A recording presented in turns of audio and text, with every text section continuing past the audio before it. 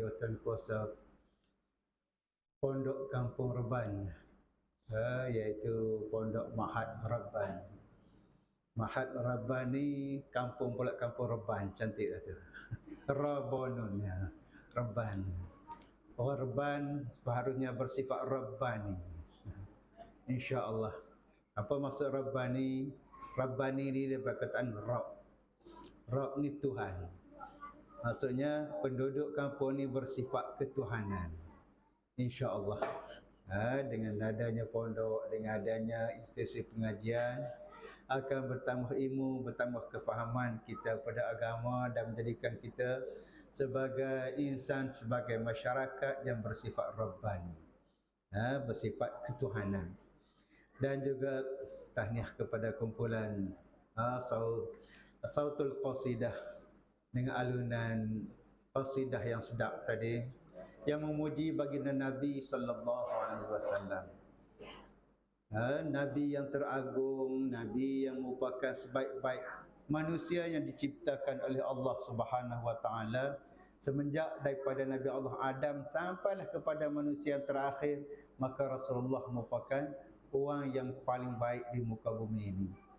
Dan kehebatan Nabi serta kemuliaan sifat Rasulullah diakui sendiri oleh Allah Subhanahu wa taala. Wa innaka la'ala khuluqin azim. Kamu yang Muhammad memiliki akhlak yang sangat agung, sangat mulia. Jadi kita di bulan sempena kita mengadakan majlis Maulidur Rasul, kita mendengar alunan qasidah, dan orang yang mengalunkan qasidah ni adalah di antara orang yang memuji baginda Nabi sallallahu alaihi wasallam. Dan kita doa semua mudah-mudahan sifat-sifat kemuliaan itu akan wujud di dalam diri kita apabila kita berqasidah. Kita makin mendekatkan diri kita dengan Rasulullah, dan biarlah supaya jiwa kita ni benar-benar mencintai Nabi sallallahu alaihi wasallam. Tuan-tuan muslim muslimat, Rasulullah sallallahu alaihi wasallam yang merupakan manusia agung, yang dilahirkan di muka bumi ini dengan perancangan yang sedemikian rupa oleh Allah Subhanahu wa taala. Sebab itulah kita setiap tahun dalam bulan Rabiul Awal kita memperingati peristiwa kelahiran baginda Nabi sallallahu alaihi wasallam. Sebab apa? Sebab kita bertuah menjadi umat Nabi Muhammad sallallahu alaihi wasallam. Sehingga kan dalam peristiwa Isra' Mi'raj, apabila Rasulullah bertemu dengan Nabi Allah Musa pun teringin kalau boleh dia bangkit nanti dia akan jadi umat Nabi Muhammad. Dengan kehebatan yang ada pada Rasulullah sallallahu alaihi wasallam. Jadi sebab itu kita sebagai umat Rasulullah, kita setiap tahun kita memperingati peristiwa kelahiran Nabi, dan kita menelusuri kehidupan Nabi daripada kecil sampailah saat kewafatan baginda Nabi sallallahu alaihi wasallam. Rasulullah orang yang paling agung di muka bumi ini. Sebab itu kita kena mengenali betul-betul Rasulullah.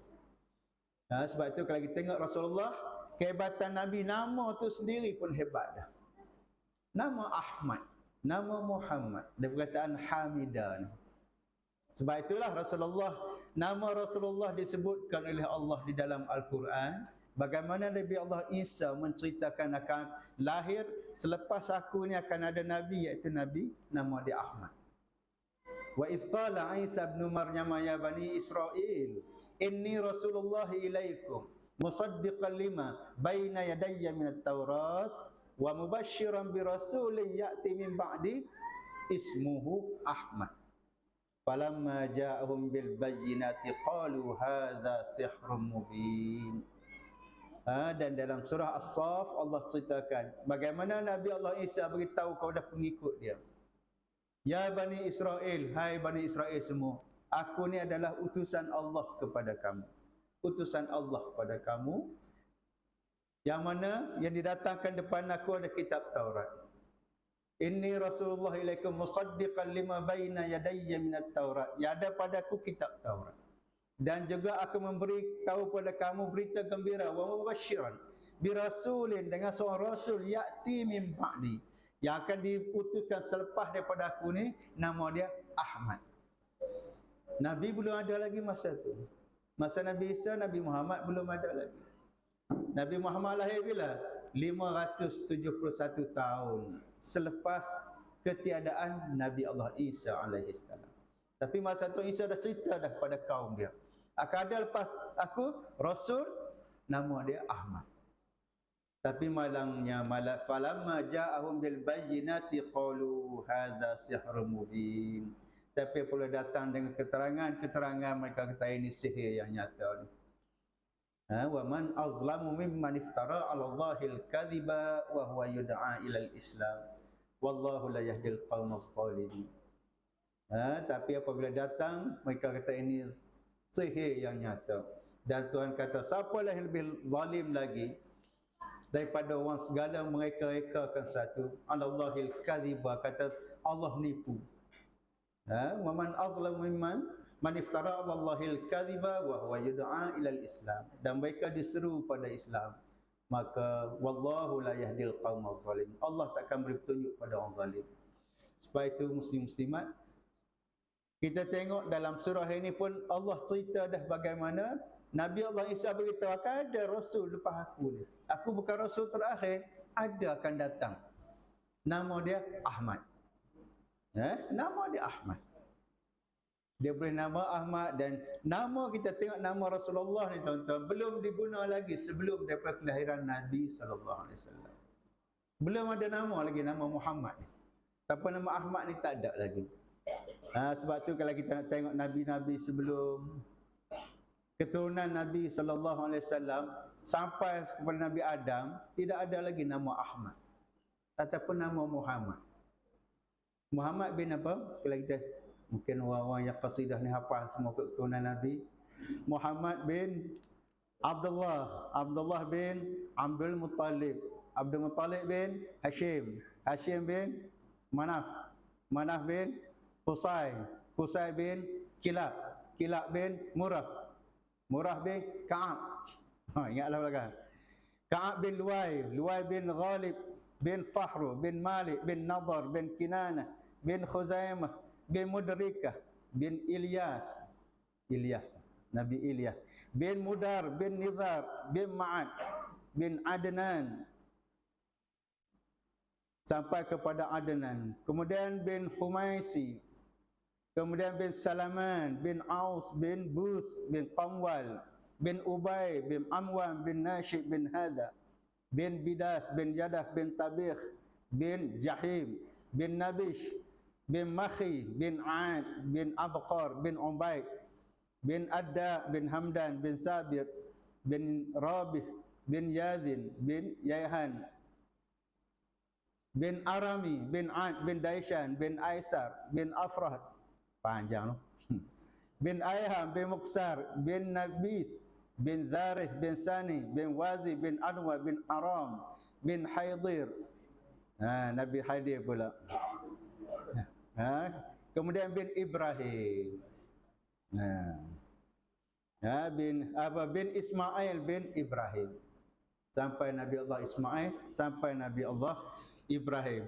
Ibrahim pula bin Azar, Azar ni pak Nabi Allah Ibrahim, bin Nahur bin Ashur bin Ra'ul bin Falih bin Abar bin Saleh, Nabi Saleh, bin Arfakhshad bin Sam bin Nuh, Nabi Allah Nuh alaihissalam, bin Lumka bin Mutawasyalah bin Akhnuh bin Azda bin Qinan bin Anwas bin Syas bin Adam alaihissalam. Tak ada bin apa pada tu, Nabi Adam betul. Ini Nabi cerita keturunan aku.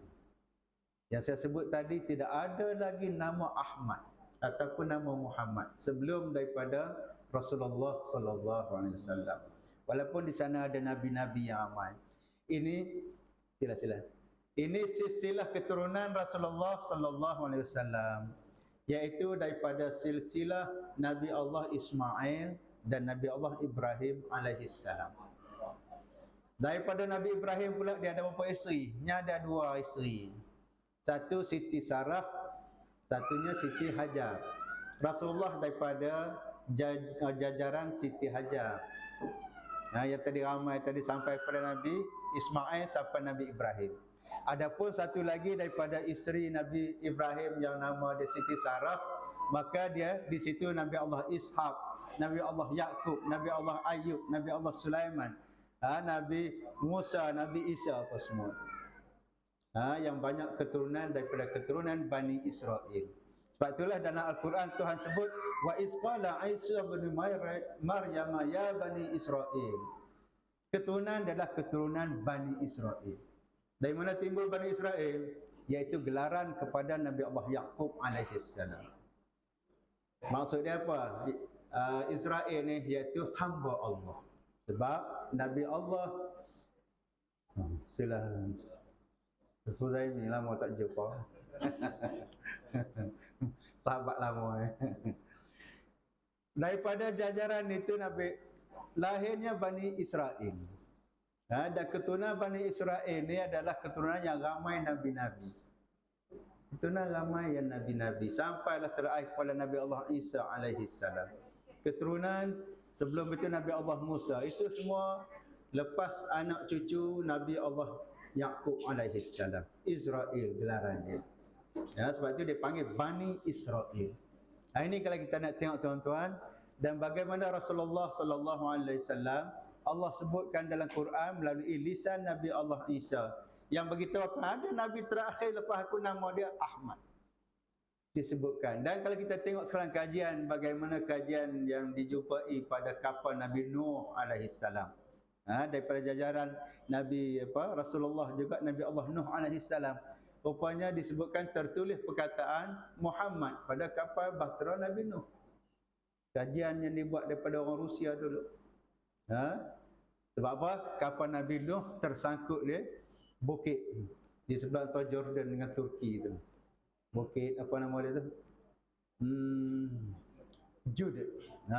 Judi. Maka di situ kita tengok inilah kehebatan Rasulullah sallallahu alaihi wasallam. Kalau mengkaji dalam bentuk kajian-kajian yang lebih kepada ilmu hakikat, maka di situlah adanya apa yang diistilahkan sebagai Nur Muhammad. Nur Muhammad sallallahu alaihi wasallam. Sebab itulah kita memperingati Rasulullah sallallahu alaihi wasallam, tuan-tuan, bukan sebarangan orang. Apabila kita bukan sekadar kita selawat kepada Rasulullah, kita berqasidah, kita mengenali Nabi sallallahu alaihi wasallam, merupakan Nabi yang sebaik-baik manusia. Dan tuan-tuan, kalau kita tengok dalam satu hadis Nabi sallallahu alaihi wasallam, Rasulullah sebut apa? Rasulullah nak sangat kita ni supaya doa. Kalau tuan-tuan perasan, Rasulullah menyebutkan satu doa nak supaya Rasulullah beritahu Allah cadangkan untuk manusia ni seorang sahaja yang Allah akan anugerahkan wasilah. Nama dia wasilah. Yang mana Rasulullah mengharapkan supaya dialah yang Allah anugerahkan wasilah itu. Rasulullah kata, siapa yang mendoakan supaya aku dapat wasilah itu, aku akan syafaatkan kepada dia hari kiamat nanti. Akan beri syafaat kepada kita. Dan kita tak perasan, kita duduk doa setiap hari. Allahumma rabba hadhihi da'wati tammah wassalatil qa'imah ati sayyidana Muhammadanil wasilata wal fadilah. Sampai habis. Wasilah itu betul. Nabi kata Allah akan anugerahkan kepada seorang di kalangan manusia wasilah. Dan aku mengharapkan supaya aku yang Allah bagi wasilah itu. Dan sebab itulah kalau kamu umat aku sentiasa doa supaya aku dapat wasilah, aku akan syafaat pada kamu di akhirat nanti. Sebab itu tuan-tuan, doa kita lepas azan tu bukan main-main tu. Satu doa yang Nabi cukup harap kita doa untuk dia. Anugerahkanlah kepada Nabi Muhammad wasilah. Wasilah wal fadilah. Dengan kemuliaan yang Allah akan bagi, biarlah bagi pada Rasulullah. Sebab itu tuan-tuan, kalau kita azan, bagi tumpuan sungguhnya, dalam azan itu lagi kita jawab, kemudian kita, lepas itu kita doa. Nabi harap sangat daripada kita. Yang kita main-main situ je. Jawab azan pun besar dah pahala. Jawab azan tu. Sebab apa? Sebab azan ni kalau kita betul-betul kita tumpu sungguh, sebenarnya itu dia sebagai rahsia kejayaan kita. Rahsia kejayaan.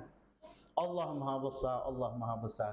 Aku naik saksi bahawa tidak ada Tuhan melainkan Allah.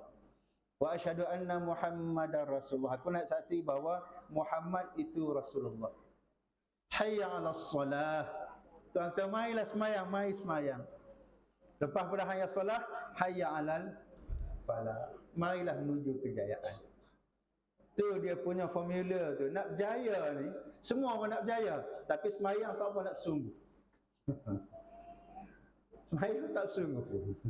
Acuh-acuh je semayang ni. Sedangkan itu kunci kepada kejayaan hakiki, kejayaan yang sebenar kita. Sebab kita tengok dalam Quran banyak. Tuhan bagi kepada kita formula apa lagi? Waqtasimu bihablillahi jami'an wa la tafarraqu. Berpegang teguhlah kamu dengan tali Allah, iaitu Al-Quran, dan jangan kamu pecah belah. Kita mengajak perpaduan, tapi tak berpegang dengan Al-Quran. Al-iqtisam bihablillah. Pegang dulu dengan tali Allah, dengan Al-Quran dan Sunnah. Barulah wala tafarraqu. Dah semua pegang elok, tak pecah dah. Tapi sekarang ni banyak orang suka, kita bersatu padu, marilah kita bersatu padu, perpaduan apa. Tapi dia punya kunci utama, pegang dengan tali Allah, manusia lupa. Rugilah di situ. Patutnya kita pegang sungguh, maka barulah tidak kita berpecah belah. Dan kita tengok bagaimana kehebatan baginda Nabi SAW. Tuan-tuan, Rasulullah dilahirkan secara interkas. Kalau kita tengok perjalanan hidup Rasulullah ni penuh dengan, orang kata, tribulasi, penuh dengan mihnah, penuh dengan kesukaran.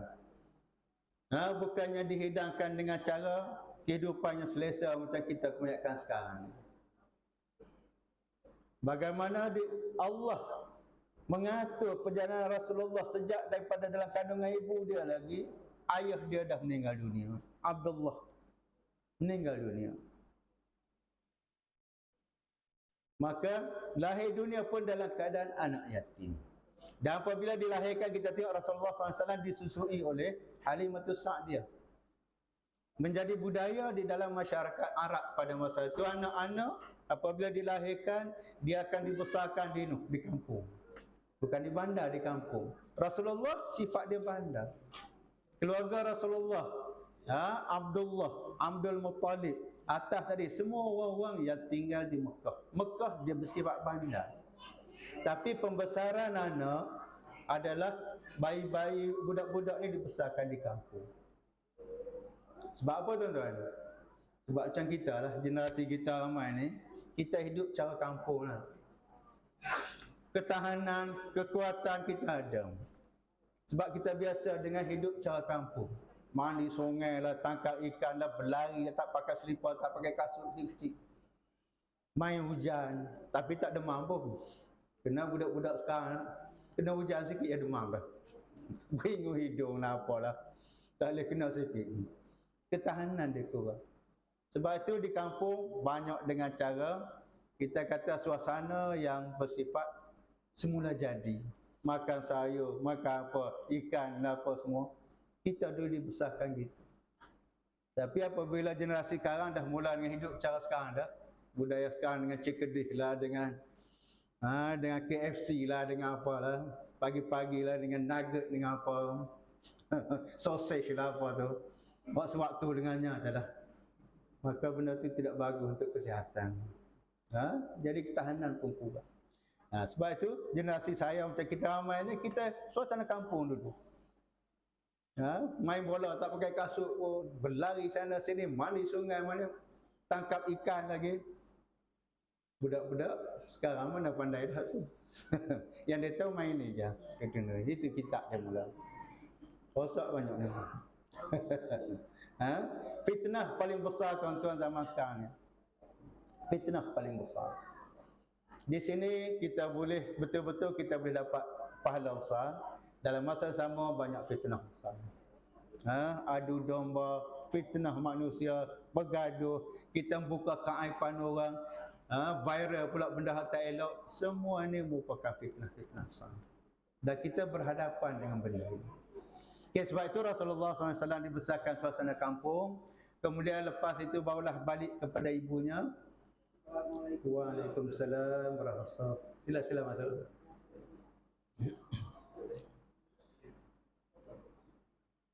Silakan.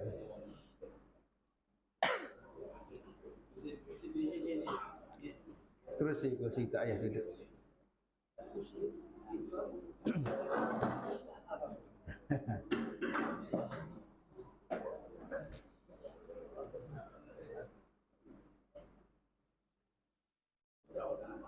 Sebab itulah di sini tuan-tuan, apabila kita tengok bagaimana kehidupan Rasulullah, dibiasakan